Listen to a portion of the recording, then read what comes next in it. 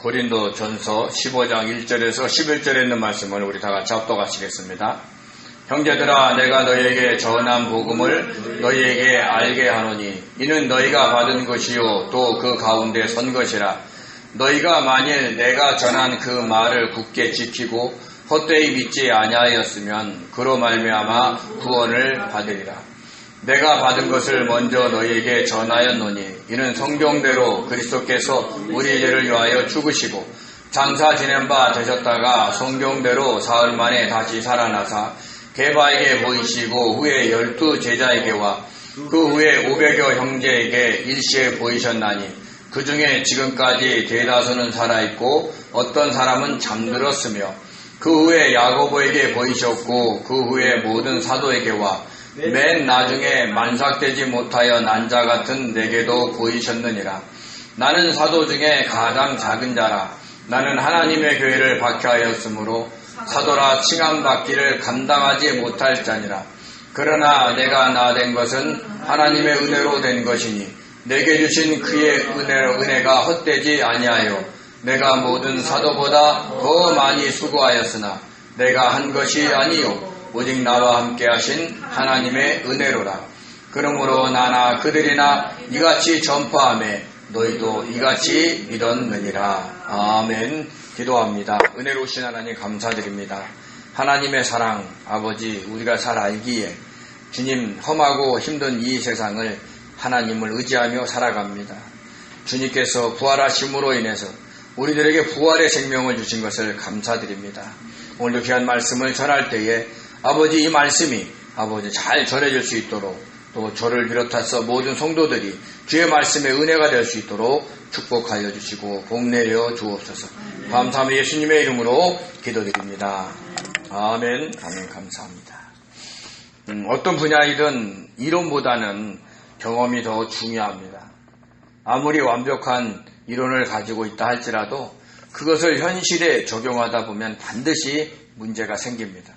왜냐하면 우리가 많은 경우의 수를 생각하며 이론을 세운다 해도 적용해야 할 사람들의 성격이 다 다양하고 현실 환경도 매우 복잡하고 유동적이라 문제가 생기기 때문입니다.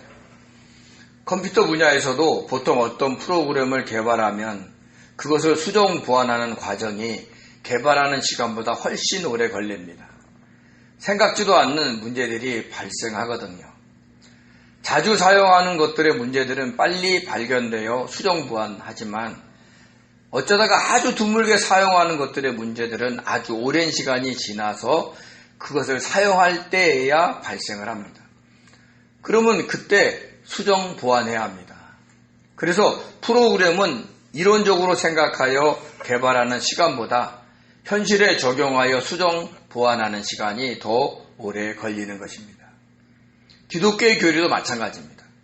목회자를 통해 주님의 말씀을 배울 때는 다 이해되고 잘 순종할 것 같아도 현실에 적용하려고 하면 문제들이 발생하고 그것을 수정 보완하려면 굉장히 오랜 시간이 걸립니다. 어떤 것은 우리가 죽는 그날까지 고쳐지지 않는 것들도 많습니다. 보통 컴퓨터 프로그램은 해당 컴퓨터 언어로 그 문제에 대하여 수정 보완하면 되지만 배운 말씀대로 순종하는 데에서는 그 프로그램에 해당하는 우리 스스로가 바뀌어야 하기 때문에 굉장히 어렵고 시간도 많이 걸립니다. 왜냐하면 우리는 프로그램처럼 해당 컴퓨터로 금방 바꿔지지가 않기 때문입니다. 우리가 바뀌어지지 않는 이유 중에는 우리의 혼과 육에 따라 생기는 우리의 뜻과 욕심뿐만 아니라 정말 부수기가 힘든 자존심과 체면이 있기 때문입니다. 사탄이 영적으로 새 사람이 된 우리가 바뀌는 것을 막는 방법 중에 가장 강력한 것이 바로 우리의 뜻과 욕심, 자존심과 체면을 이용하는 것입니다. 날마다 속사람이 새로워지려면 겉사람이 낡아져야 하는데 그 겉사람에 해당되는 우리의 뜻과 욕심, 자존심과 체면을 이용하여 속사람이 새로워지는 것을 막고 있는 것입니다. 겉사람의 낡아짐은 그것을 스스로 할 수 있는 사람은 이 세상에 아무도 없습니다. 그래서 주님은 우리에게 고난을 허락하셔서 그 과정 속에 우리의 겉사람을 낡아지게 만들고 계시는 것입니다. 보통 고난 중에는 이 세상을 살아가는 데 있어서 당연히 감당해야 될 일상의 시험 같은 고난이 있습니다. 예를 들어서 학교 시험이나 자격 시험 같은 것을 말하고 있습니다. 학생들에 있어서도 공부하고 시험 보는 것은 고난입니다. 놀고 싶고 여행 가고 싶은 마음을 접고 의자에 오래 앉아 있으면서 머리를 써야 하기 때문입니다. 보통 중간고사와 기말고사 기간이 되면 잠도 제대로 못 자고 당일치기 하느라고 공부하느라고 많이 힘듭니다. 고난이죠. 그러나 이런 고난을 진짜 고난이다라고 하지 않습니다. 진짜 고난은 어떤 것이냐면 생각지도 않는 일이 터질 때 찾아옵니다. 감당하기가 힘들고 해결하는 방법도 쉽게 보이지 않고 다른 사람들에게 도움을 받을 수 없는 경우가 그렇습니다. 오롯이 자기 혼자 감당해야 할 때도 있습니다. 그럴 때 그런 환경을 통해 주님께서 우리의 겉사람을 낡아지게 하고 우리의 속사람을 새롭게 하고 계시다는 것을 알면 그때 빨리 주님의 뜻을 찾고 묻고 찾아가야 합니다. 빨리 자기의 뜻과 욕심, 자존심과 체면을 내려놓아야 합니다. 얼마나 빨리 내려놓느냐에 따라 고난의 기간이 길 수도 짧을 수도 있습니다.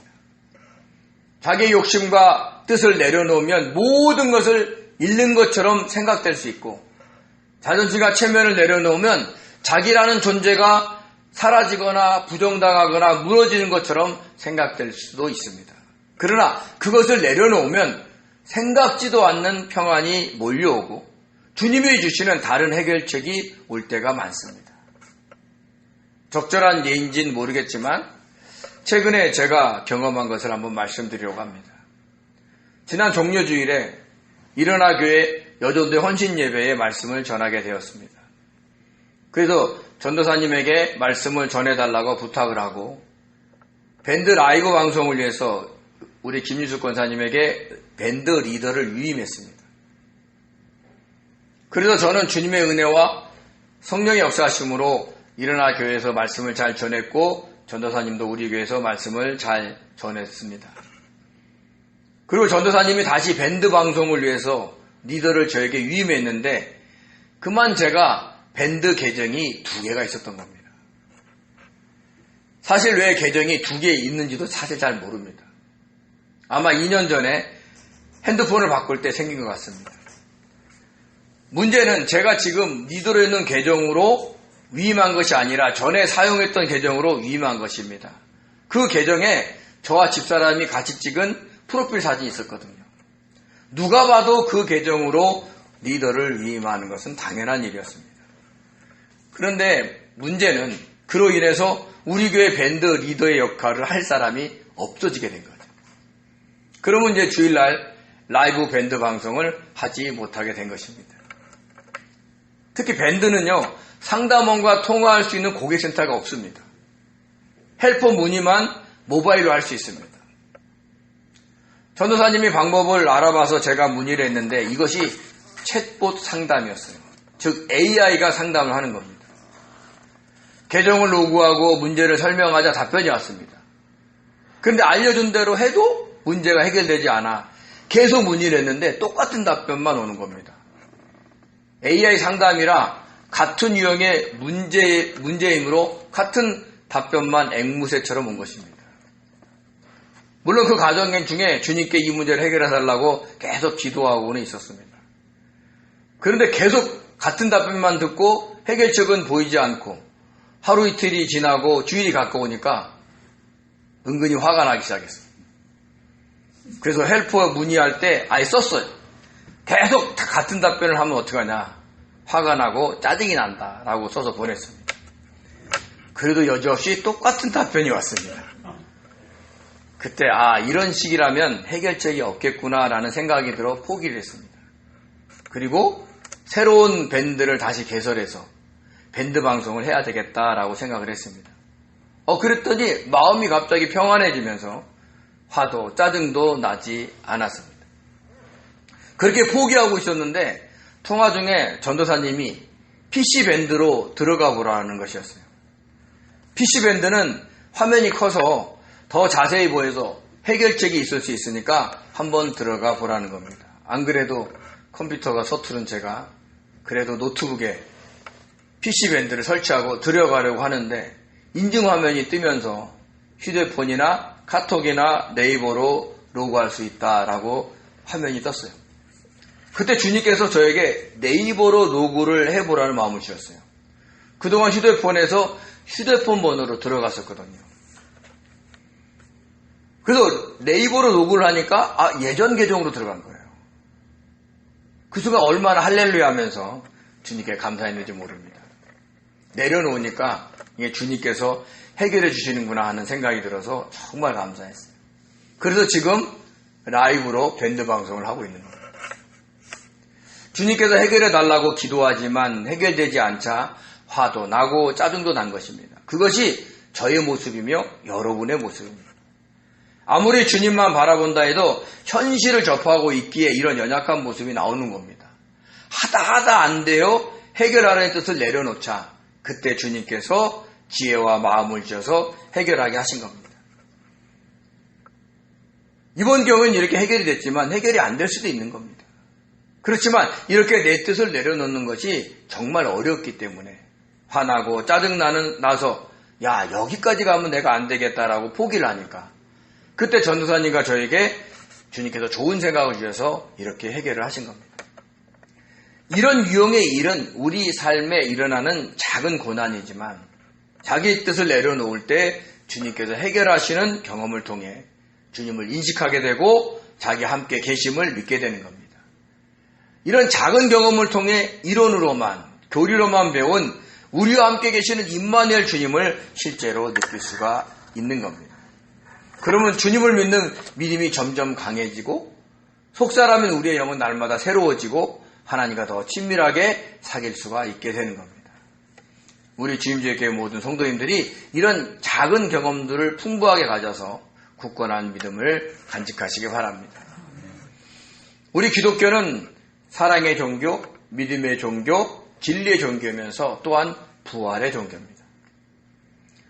우리에게 주님의 부활이 왜 중요하냐면 주님의 부활은 우리의 구원을 향한 하나님의 구속사가 완성된 것을 증명하는 것이기 때문입니다.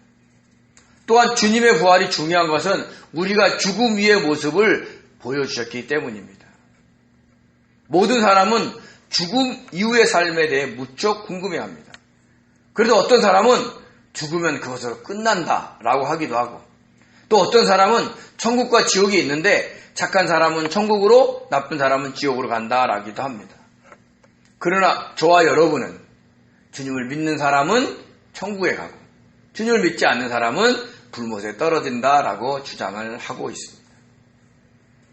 우리나라 재벌 중에 삼성 이병철 회장도 죽음이 두려워서 별세하기 한 달 전인 1987년 9월에 종교와 신의 존재에 관한 24가지의 질문을 천주교 박희봉 신부에게 메시지로 보냈고 박희봉 신부가 이 질문을 정희채 신부에게 전했다고 합니다. 그러나 이병철 회장은 정희채 신부의 답변을 듣지 못하고 그해 11월에 임종을 했습니다. 그가 질문한 24가지 질문 중에 16번째 질문이 이렇습니다. 한번 읽어볼까요? 성경에 부자가 천국에 가는 것을 낙타가 바늘구멍에 들어가는 것에 비유했는데 부자는 악인이란 말인가? 왜 이런 질문을 했을까요? 네, 본인이 부자이니까요. 자신이 우리나라의 재벌로서 부자였기에 천국에 들어가지 못할 것을 염려하여 한 질문입니다. 근데 그에 대한 말을 언제 했냐면 우리 마가복음 10장 21절과 22절을 한번 읽어보기로 하겠습니다. 예수께서 그를 보시고 사랑하사 이르시되 내가 아직도 한 가지 부족한 것이 있으니 가서 내게 있는 것을 다 팔아 가난한 자들에게 주라. 그리하면 하늘에서 보화가 내게 있으리라. 그리고 와서 나를 따르라 하시니 그 사람이 재물이 많은 거로 이 말씀으로 인하여 슬픈 기색을 띠고 근심하며 가니라. 아멘. 그 모습을 보고 주님께서 하신 말씀이었습니다. 그러니까 부자 청년이 주님께 와서 어떻게 하면 영생을 얻을 수 있겠습니까? 하고 물었습니다. 부유해서 부족함이 없는데 혹시 죽으면 어찌 될까 하고 염려를 한 겁니다.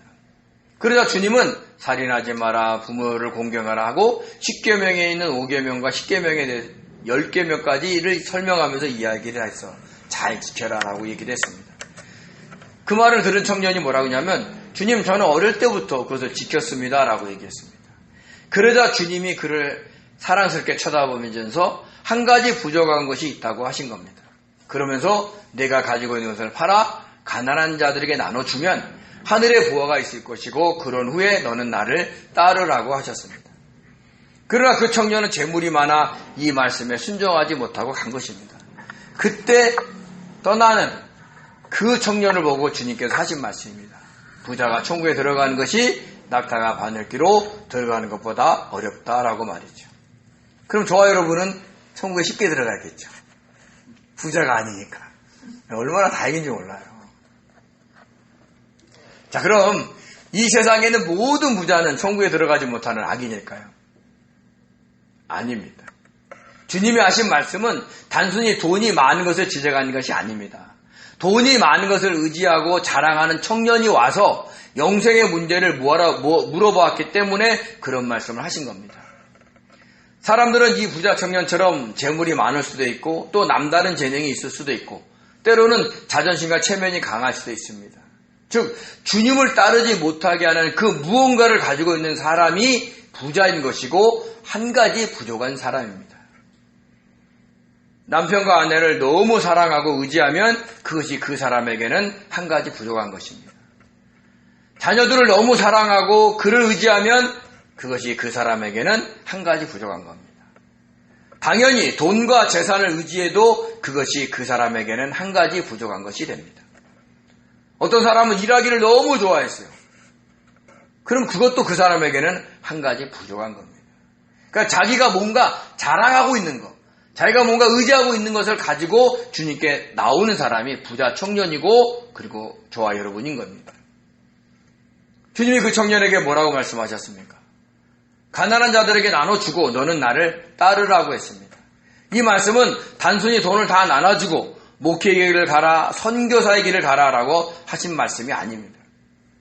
물론 사명이 주어진 사람에게는 목회자로 선교사로 부르시는 말씀이기도 하지만 모든 성도들에게 해당되는 말씀은 주님이 가신 그 길을 따라가라라는 말씀인 겁니다. 우리 마가복음 8장 34절 35절 같이 읽겠습니다. 무리와 제자들을 불러 이르시되 누구든지 나를 따라오려거든 자기를 부인하고 자기 십자가를 지고 나를 따를 것이니라. 누구든지 자기 목숨을 구원하고자 하면 잃을 것이요 누구든지 나와 복음을 위하여 자기 목숨을 잃으면 구원하리라. 아멘. 여기서 부자는 돈과 재산이 많은 사람을 의미하는 것이 아니라 영적으로 주님 없이 자기 뜻대로 모든 것을 하려는 사람들을 의미합니다.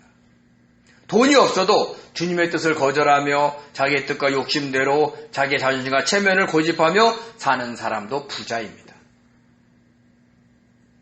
돈이 없는 가난한 사람도 노숙자도 영적으로는 부자일 수 있는 겁니다. 반대로 돈이 아무리 많아도 자기의 뜻과 욕심을 내려놓고 자기의 자존심과 체면을 내려놓고 주님의 뜻에 순종하며 살려고 하는 사람은 영적으로 가난한 사람입니다. 왜요? 주님의 뜻을 알고 순종하는 것을 배고파하는 가난한 사람이기 때문입니다. 그런 사람은 천국에 넉넉히 들어가는 것입니다. 그러므로 주님께서 말씀하시는 것은 내가 주님보다 의지하고 있는 그 한 가지를 남을 위해 사용하고 자기를 부인하고 자기 십자가를 지고 주님이 가신 십자가의 길을 따라오라는 것입니다. 간단하게 말해서 돈이 많고 적음의 문제가 아니라 자기의 자아를 강하게 하는 그 무엇을 붙잡느냐 내려놓느냐에 따라 달려있다라는 얘기를 하는 겁니다. 내려놓으면 바늘기물을 통과해서 천국에 들어가는 겁니다. 이렇게 재벌이었던 고 이병철 회장도 다른 모든 사람들도 죽음을 두려워합니다. 반대로 이 땅에서는 다 잘 살려고 합니다. 돈도 많이 벌고 싶고 출세도 하고 싶고 높은 지위에 올라서 다른 사람들을 자기 마음대로 수족처럼 부리고 싶어 하기도 합니다. 그러나 죽으면 그 모든 것을 다 놓고 가야 합니다. 그 사실을 다 알면서도 사람들은 이 땅의 것들을 너무 추구하며 살아갑니다. 그것들이 다 헛되다는 것을 솔로몬처럼 늙어서라도 깨닫는다면 그 사람은 정말 복된 사람입니다. 우리 전도서 1장 1절에서 2절에서 3절 14절 같이 읽겠습니다. 전도자가 이르되 헛되고 헛되며 헛되고 헛되니 모든 것이 헛되도다. 해 아래에서 수고하는 모든 수고가 사람에게 무엇이 유익한가? 내가 해 아래에서 행하는 모든 일을 보았노라. 보라, 모두 다 헛되어 바람을 잡으려는 것이로다. 아멘. 솔로몬의 이 말을 깨닫는 사람일수록 이 땅의 것을 추구하기보다는 위의 것을 추구하며 살아갑니다. 자기를 드러내기보다는 주님의 통치를 받으며 살기 위해 주님의 뜻을 묻고 행하려고 하는 겁니다. 사실 제자들은 주님이 부활하셨을 때에야 그동안에 주님이 말씀하신 말들의 대부분을 깨닫습니다. 그전에는 잘 깨닫지 못했습니다.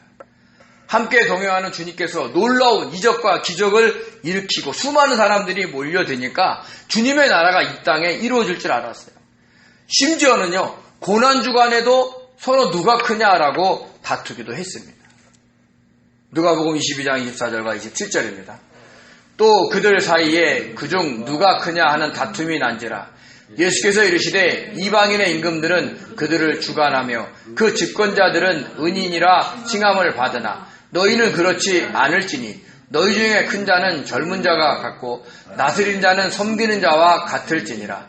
앉아서 먹는 자가 크냐 섬기는 자가 크냐? 앉아서 먹는 자가 아니냐. 그러나 나는 섬기는 자로 너희 중에 있노라. 아멘. 제자들의 이 다툼은 주님과 함께 최후의 만찬을 한 후에 일어난 겁니다.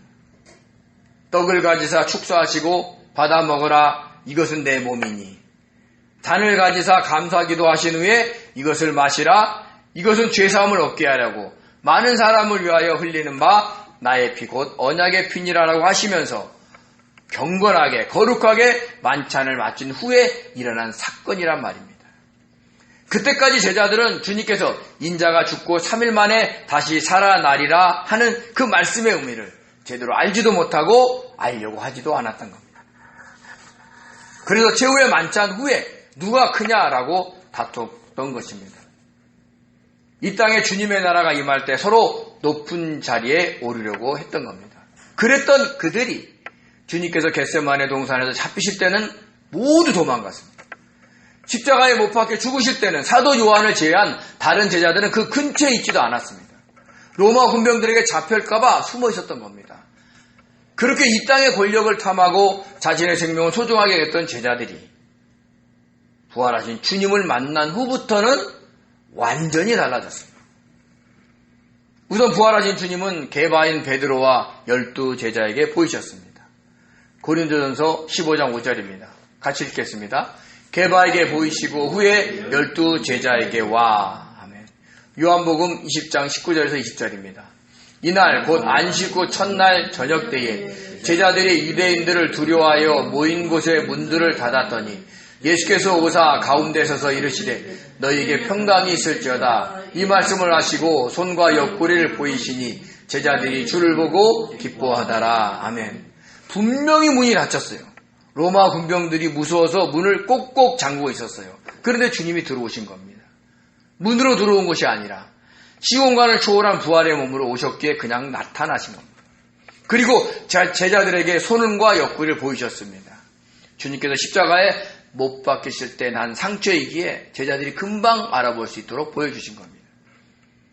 그러나 이때에도 베드로만은 자신이 주님을 모른다고 3번 부인한 것으로 인해서 마냥 기뻐하지를 못했어요.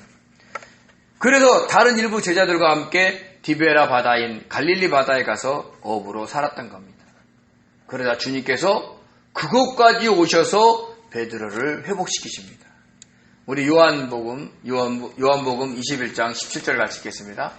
세 번째 이르시되 요한의 아들 시몬아 내가 나를 사랑하느냐 하시니 주께서 세 번째 내가 나를 사랑하느냐 하심으로 베드로가 근심하여 이르되 주님 모든 것을 아시오매 내가 주님을 사랑하는 줄 주님께서 아시나이다.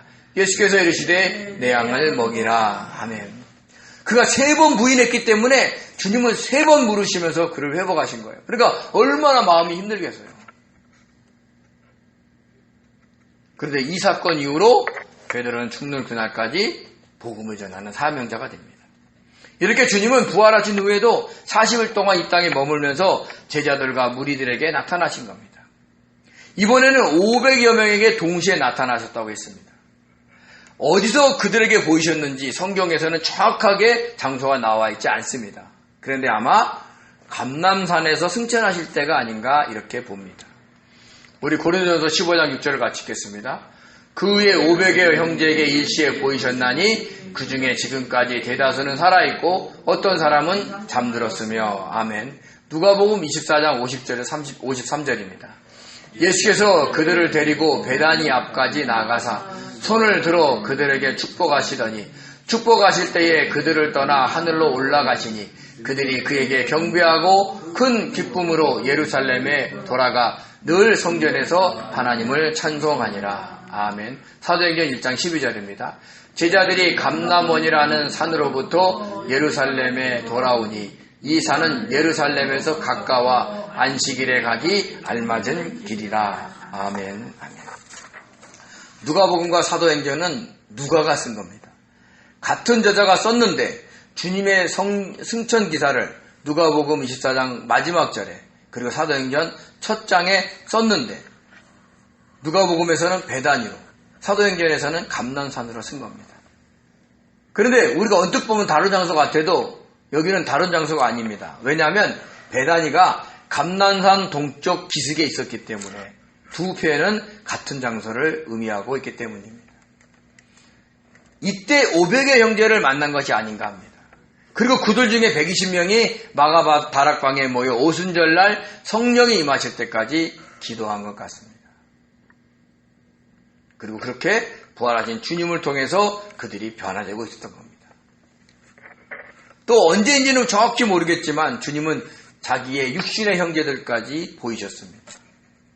우리 고린도서 15장 7절을 같이 읽겠습니다. 그 후에 야고보에게 보이셨으며 그 후에 모든 사도에게와. 아멘입니다. 처음에는 야고보를 비롯한 육신의 형제들은 주님을 메시아로 믿지 않았습니다. 그럴 것이 막 어렸을 때 막 등유고 잘난 형이 갑자기 30세가 되더니만 사역을 나간다고 하면서 하는 말이 자신이 하나님의 아들 예수다라고 얘기하니까 믿기가 어려웠던 겁니다. 얼마나 믿기가 어려웠으면 이렇습니다. 우리 요한복음 7장 2절과 5절입니다. 유대인의 명절인 초막절이 가까운지라 그 형제들이 예수께 이르되 당신이 행하신 일을 제자들도 보게 여기를 떠나 유대로 가소서. 스스로 나타나기를 구하면서 묻혀서 일하는 사람이 없나니 이 일을 행하려 하거든 자신을 세상에 나타내소서 하니 이는 그 형제들까지도 예수를 믿지 아니함이라라. 뭔가 적개심을 갖고 분노하는 마음을 갖고 이런 표현을 한 것입니다. 그랬던 형제들이 주님이 부활하신 것을 보고 믿기 시작을 했습니다. 특히 야고보는 주님을 개인적으로 만난 것 같습니다. 그래서 부활하신 주님인 형을 보고 메시아로 믿고 초대 예루살렘 교회를 이끄는 지도자로 성장할 뿐만 아니라 각지에서 세워지고 있는 초대교회의 부흥을 이끌었던 것입니다. 부활한 주님을 만난 후에 변화가 된 겁니다. 그리고 사도 바울도 그에게 부활하신 주님이 찾아오셨습니다. 우리 고린도전서 15장 8절에서 9절을 같이 읽겠습니다. 맨 나중에 만삭되지 못하여 난 자 같은 내게도 보이셨느니라. 나는 사도 중에 가장 작은 자라. 나는 하나님의 교회를 박해하였으므로 사도라 칭함 받기를 감당하지 못할 자니라. 아멘. 사도 바울은 여기서 자신을 만삭되지 못하여 난 자, 작은 자라고 표현을 합니다. 주님을 메시아로 믿는 기독교인들을 잡아들이면서 하나님의 교회를 핍박했기 때문입니다. 그는 가마리엘의 제자였고 바리새인 중에 바리새인이었으며 율법으로는 흠이 없는 자였습니다. 그런데 사람들이 젊은 예수를 메시아, 하나님의 아들이라고 따르니까 하나님을 못 오겠다라고 생각돼서 그들을 잡아들였던 겁니다. 그런데 부활하신 주님께서 그를 찾아오셨습니다. 우리 사도행전 9장 1절에서 5절을 같이 읽겠습니다. 사울이 주의 제자들에 대하여 여전히 위협과 살기가 등등하여 대제사장에게 가서 다메섹 여러 회당에 가져갈 국문을 청하니 이는 만일 그 도를 따르는 사람을 만나면 남녀를 막론하고 결박하여 예루살렘으로 잡아오려 함이라. 사울이 길을 가다가 다메섹에 가까이 이르더니 호련히 하늘로부터 빛이 그를 둘러 비치는지라. 땅에 엎드려져 들음에 소리가 있어 이르되 사울아 사울아 내가 어찌하여 나를 박해하느냐 하시거늘 대답하되 주여 누구시오니까 이르시되 나는 내가 박해하는 예수라. 아멘. 율법으로는 의미 없는 삶을 살았기에 감히 하나님의 아들이라고 주장하며 하나님을 모독하는 자들을 따르는 그들을 용서할 수가 없었던 겁니다. 그래서 다메섹으로 도망가 살고 있는 자들을 예루살렘으로 잡아오려고 했던 겁니다. 그때 다메섹으로 가는 길에 있는 사울을 부활하신 주님이 찾아오셨습니다. 부활하신 주님은 승천하시기 전에는 부활한 몸으로 오셨기에 변화산에서처럼 밝게 빛나기는 했지만 쳐다보지 못할 정도는 아니었습니다. 그래서 제자들도 만나고 육신의 형제들도 만나고 500의 형제들도 만나고 엠마오로 가는 두 제자들과 만나서 이야기를 나눴던 겁니다. 그러나 승천하신 주님은 달랐습니다. 왜냐하면 하나님께서 십자가에 못 박혀 죽으시고 부활하여 하나님의 구속사역을 이루신 주님께 모든 권한을 주셨기 때문입니다. 이것을 몇 년 전에 이미 다니엘이 환상 가운데서 그 광경을 봅니다. 우리 다니엘서 7장 13절 14절을 같이 읽겠습니다. 내가 또 밤 환상 중에 보니 인자 같은 이가 하늘 구름을 타고 와서 옛적부터 항상 계신 이에게 나아가 그 앞으로 인도되매 그에게 권세와 영광과 나라를 주고 모든 나라사 백성과 나라들과 다른 언어를 말하는 모든 자들이 그를 섬기게 하였으니 그의 권세는 소멸되지 아니하는 영원한 권세요 그의 나라는 멸망하지 아니할 것이니라. 아멘. 여기서 인자 같은 이는 부활하신 주님을 말합니다. 그분이 하늘 구름을 타고 승천하여 하나님께로 인도되었습니다. 제자들과 무리들이 보는 가운데 감난산에서 하늘로 승천하시는 모습을 다니엘이 환상 가운데서 하늘에서 바라본 겁니다. 그래서 환상 가운데 인자 같은 이가 하늘 구름을 타고 왔다라고 표현을 한 겁니다. 그러자 하나님께서 부활하신 주님께 모든 권세와 영광과 나라를 주셨습니다. 이때부터는 주님의 모습이 달라졌습니다. 육에 속한 사람의 눈으로는 도저히 찾아볼 수 없는 빛이 되신 겁니다. 그 빛을 보자 바울의 눈이 멀게 되었습니다. 그리고 그 위로 비늘 같은 것이 덮였습니다. 너무 강렬한 빛이라서 눈이 멀었고 주님은 그 눈을 치료하기 위해서 비닐로 덮어놓으신 겁니다. 우리도 그렇죠. 강한 빛을 보면 한동안 앞을 볼 수가 없잖아요. 우리가 보통 한여름에 태양을 제대로 쳐다볼 수 없잖아요. 그런 거와 마찬가지입니다. 나중에 아나니아라는 사람이 찾아와서 기도해 줄 때 그 비닐이 벗겨지고 눈이 보이기 시작했던 겁니다. 그런데 그 눈은 예전과 같지 않았던 것 같습니다. 후에 바울은 그것을 사탄의 사자로서 육체의 가시라고 했습니다. 또 그것이 떠나가기 위해서 주님께 3번 기도했다고 했습니다. 그때 주님께서 하신 말씀이 내 은혜가 내게 족하도다. 이는 내 능력이 약한 데서 온전하의 주민이라 하고 치유해지지 않았습니다. 바울이 너무 똑똑한 사람이라 율법은 흠이 없는 사람이라 자만할까봐 그것을 그냥 놔두신 겁니다. 실제 이렇게 모든 권세와 영광과 나라를 이양받은 주님의 형상은 영에 속한 사람이 된 사도 요한을 통해서 우리들에게 알려주셨습니다. 우리 요한계시록 1장 13절에서 16절을 같이 읽겠습니다. 촛대 사이에 인자 같은 이가 발에 끌리는 옷을 입고 가슴에 금띠를 띠고 그의 머리와 털의 희기가 흰 양털 같고 눈 같으며 그의 눈은 불꽃 같고 그의 발은 풀무불에 단련한 빛난 주석 같고 그의 음성은 많은 물소리와 같으며 그의 오른손에 7별이 있고 그의 입에서 좌우에 날선검이 나오고 그의 얼굴은 해가 힘있게 비치는 것 같더라. 아멘. 반모섬에 있는 사도 요한이 주님의 날이 주의 날인 주일에 성령에 감동되어 나팔소리 같은 큰 음성을 듣습니다.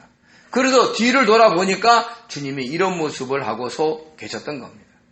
하나님께로부터 모든 권세와 영광과 나라를 이양받은 후의 모습입니다.